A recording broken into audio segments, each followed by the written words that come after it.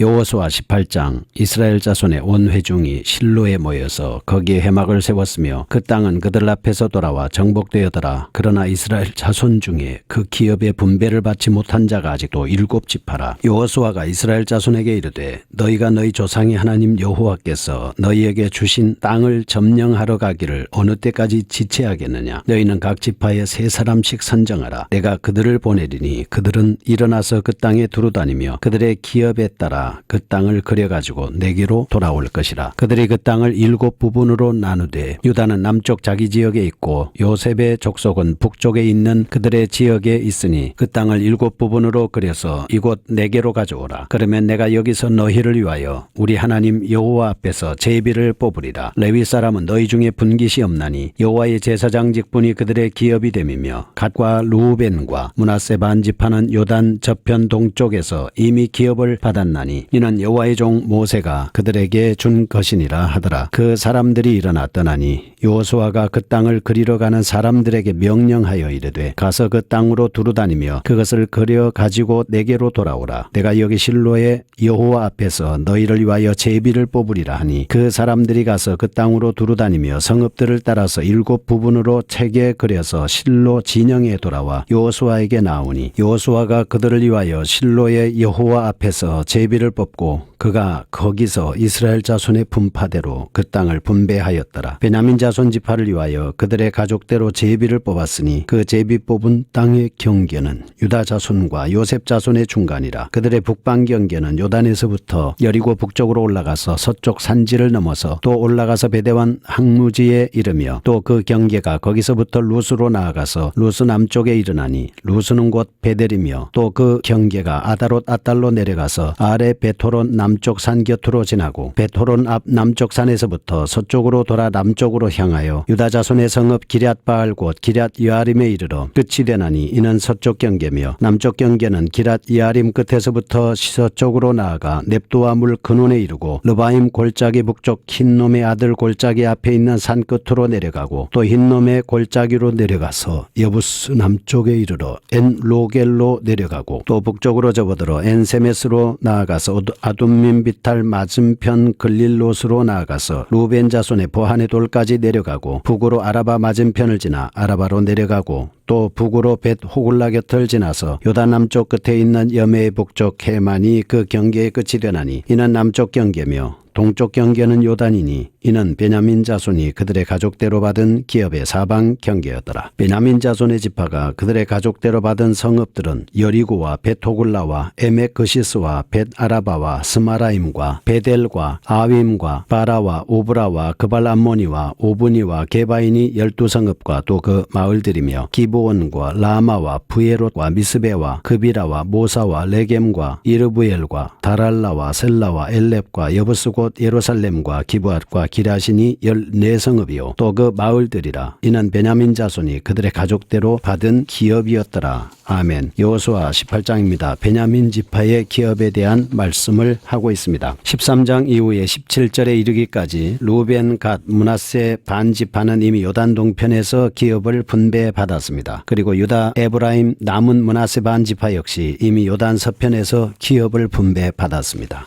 따라서 이제 남은 지파는 베냐민, 시므온, 스불론, 이사갈, 아셀, 납달리 단지파뿐이었습니다. 그러나 이들은 현실에 안주해버렸습니다. 나머지 자신들의 기업을 차지하려고 생각하지도 않았습니다. 게으름을 피우고 있습니다. 이에 여호수아는 그들을 책망합니다. 땅 분배에 필요한 미정복지의 지도를 그리오라고 명령합니다. 그리고 그 지도를 참고해서 제비를 뽑습니다. 7지파가 기업으로 받을 땅을 정하게 되는 것입니다. 18장에는 7지파 중에서 먼저 베냐민 지파가 기업을 분배받는 장면이 나옵니다. 18장은 크게 세 부분으로 1절에서 7절은 정복 지의 지도 작성에 관한 것, 8절에서 10절은 7지파의 기업 분배를 위한 제비 뽑기, 베냐민 지파가 차지한 기업 경계와 성읍들, 그 밖에 나머지 6지파가 차지한 기업에 대해서는 다음 장인 19장에 상술되어 있습니다. 이로써 이스라엘의 가나안 정복과 땅 분배는 일단락 지어집니다. 이후로 이스라엘의 가나안 정착 생활과 관련된 규례와 교훈이 주어지고 있습니다. 첫 번째 보겠습니다. 미정복 미정복지의 지도를 작성하라고 1절에서 7절에 말씀합니다. 요셉 자손에게까지 기업이 배당된 시점에서 여호수아가 잠시 영토 분배를 중단하고 실로의 하나님의 회막을 세우는 장면입니다. 그리고 이어서 영토 분배를 속개합니다. 아직 기업을 분배받지 못한 7지파를 위해서 미정복지의 지도 작성을 명하고 있습니다. 실로에 일단 하나님의 회막을 세운 여호수아는 이제 그들의 기업을 차지하는 데 소극적인 태도를 취하고 있는 이스라엘 7지파를 불러서 책망합니다. 그리고 각 지파당 3명씩 사람을 선정해서 지금껏 분배되고 남의 땅의 지도를 7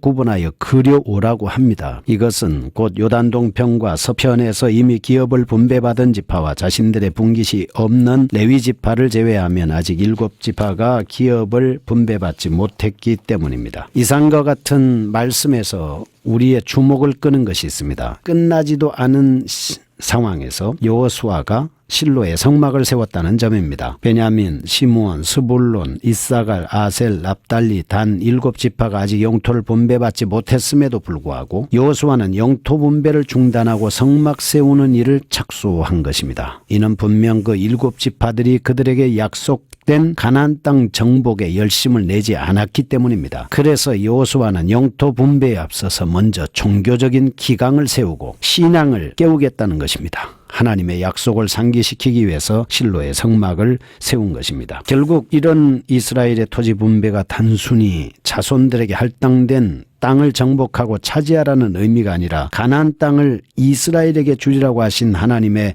약속을 성취시킨다는 종교적인 의미를 지니고 있다, 이렇게 볼 수 있습니다. 이와 관련해서 우리 모든 성도들은 자신들의 삶 역시 이 땅에 하나님 나라를 이루기 원하는 하나님의 뜻을 성취시켜 나가는 한 과정이다라고 하는 것을 분명히 깨달아야 할 겁니다. 그러면 알아보고 가겠습니다. 여호수아가 실로의 성막을 세우는 것이 기록되어 있습니다. 1절이죠. 이제 성막의 역사를 개괄적으로 알아보겠습니다. 성막의 양식의에 대해서는 출애굽 25장 8절, 40장 17절에서 33절 중앙성소에 대해서 잘 나와 있습니다. 성막의 건축은 모세가 시내산에서 하나님께로부터 출애굽기 25장 1절에서 31장 1절까지 받아서 즉시 순종하여 성막을 건축하였습니다. 이 내용이 출애굽기 36장에서 39장까지입니다. 성막은 이스라엘이 출애굽한 지 1년 정도 지난 출애굽 2년 1월 1일에 완성됐습니다. 그들의 광야 생활을 한번 보겠습니다. 성막은 완성된 후에 50일 동안 시내산 아래에 안치되어 있었습니다. 출애굽한 지 제2년 2월 20일에 민수기 10장 11절에 보면 이동을 시작해서 약 40년 동안을 광야에서 이스라엘 백성들과 함께 있게 됩니다. 이스라엘 백성들이 여행하고 있을 때 언약궤 위에는 휘장이 덮어졌습니다. 법궤와 두 제단은 대제사장의 감독 아래 레위인의 후손인 고아 자손들에 의해서 운반되었습니다. 민수기 3장 31절, 32장 32절, 4장 15절 이렇게 말씀을 합니다. 그리고 성막의 나머지 물건들은 족장들이 들인 덮개 있는 수레 6에 실어서 운반을 했습니다. 민수기 7장 7절이고요. 각 수레는 소 2마리가 이끌었습니다. 또 이스라엘 백성들이 이동할 때는 성막의 운반을 맡은 레위지파 가운데서 진행을 했습니다. 그들이 앞뒤로 각각 6지파씩 나누어서 진행했다라고 민수기 2장 17절에 말씀하고 있습니다. 가나안 정착 후에 한번 보시죠. 이스라엘 백성들은 요단강을 건너 가나안에 입성한 후 최초로 여리고성 근처의 길갈에 진을 치고 성막을 세웠습니다. 그러나 이곳은 일시적인 장소입니다. 마침내 성막은 본문에서 볼 수 있는 것처럼 에브라임 지파에 속한 실로에 세워졌습니다. 이곳은 매년 3차례 있는 이스라엘 3대 절기에 백성들이 참석하기에 편리한 장소였습니다. 실로에서 그 성막은 오랫동안 이동을 중단한 채 고정 건물로서 역할을 하게 됐습니다. 그래서 여호와의 전이다 이렇게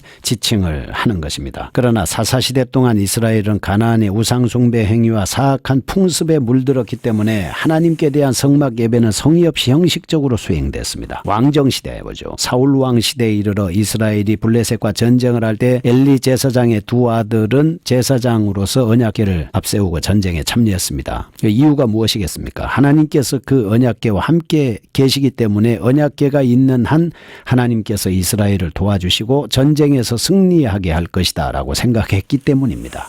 그러나 결과는 비극적으로 끝나서 이스라엘은 전쟁에서 패했습니다. 언약궤는 블레셋 군대가 빼앗아가고 말았습니다. 엘리 제사장의 두 아들은 죽임을 당했고 이때 충격받은 엘리도 죽음을 당했습니다. 이 당시에 실로는 블레셋 사람의 손에 함락된 것이 분명하죠. 그렇지만 언약궤는 우여곡절을 겪은 끝에 다시금 이스라엘로 되돌아옵니다. 그때부터 20년 동안 기럇 여아림에 안치되고 사무엘은 미스바 대성회를 열고 백성들에게 회개를 촉구하고 있습니다. 실로 오랜만에 하나님에 대한 참다운 예배가 거행됩니다. 사무엘상 6장과 7장입니다. 한편 그 후에 성막에 대한 언급은 대제사장 아비멜렉이 이던 노비라는 지명과 관련해서 찾아볼 수가 있습니다. 여기가 사무엘상 21장 1절이죠. 사울이 아비아다를 제외한 노베 제사장을 죽입니다. 성막은 기브온으로 옮겨졌고 그런 후 다윗이 예루살렘을 점령한 뒤 그곳에 하나님의 언약궤와 성막을 위한 장소를 마련했습니다. 사무엘하 6장입니다. 따라서 당시에는 두 개의 성막이 있었습니다. 기브온에 있는 하나님의 회막과 언약궤를 위해 예루살렘에 설치한 장막입니다. 그러나 솔로몬 시대가 돼서 성전으로 대치되고 성막 안에 있던 기구들이 모두 성전에 옮겨짐으로 인해서 약 500년에 걸친 성막의 역사가 완전히 종결되고 맙니다. 8절에서 10절입니다. 두 번째, 7지파의 기업 분배를 위해서 제비 뽑기를 합니다. 여호수아의 분부를 받은 7지파의 대표들이 각 지파마다 3명씩 나가서 지도를 그려가지고 옵니다. 쉬운 일 아니죠. 왜냐하면 막강한 힘을 자랑하는 가나안 족속들이 외부 세력의 침략을 용납하지 않을 것이기 때문에. 그렇지만 그들은 하나님이 친히 인도해 주시고 지켜주셔서 잘 그려서 옵니다. 여호수아는 그려온 설교회도에 따라서 제비를 뽑아서 땅을 분배합니다. 하나님의 명령에 의해서 수행했다 이렇게 볼 수가 있고 이 일은 하나님이 하시는 일이다라고 하는 것입니다. 세 번째, 11절에서 28절에 나오는 베냐민 지파의 기업과 성읍들을 말씀을 하고 있습니다. 이런 베냐민 지파의 영토는 11절에서 20절은 제비뽑기 결과로 할당받았죠. 21절에서 28절은 베냐민 지파가 차지한 기업 경계, 20절 동쪽 요단강, 14절은 서쪽으로 베토로노부서 기럇 여아림, 15절에서 19절은 남쪽으로 유다 지파의 북쪽 경계선, 그 다음에 그 이후에 말씀은 요셉 자손이 얻은 기업의 남쪽 경계와 일치하고 있습니다. 베냐민 지파의 영토가 유다 지파와 요셉 자손 지경의 중간에 위치하고 있는 바 하나님께서 모세를 통해서 주신 예언이 이루어졌다 이렇게 볼 수가 있죠. 그러면 베냐민 지파는 누굽니까? 창세기 35장 18절에서 야곱이 라헬에게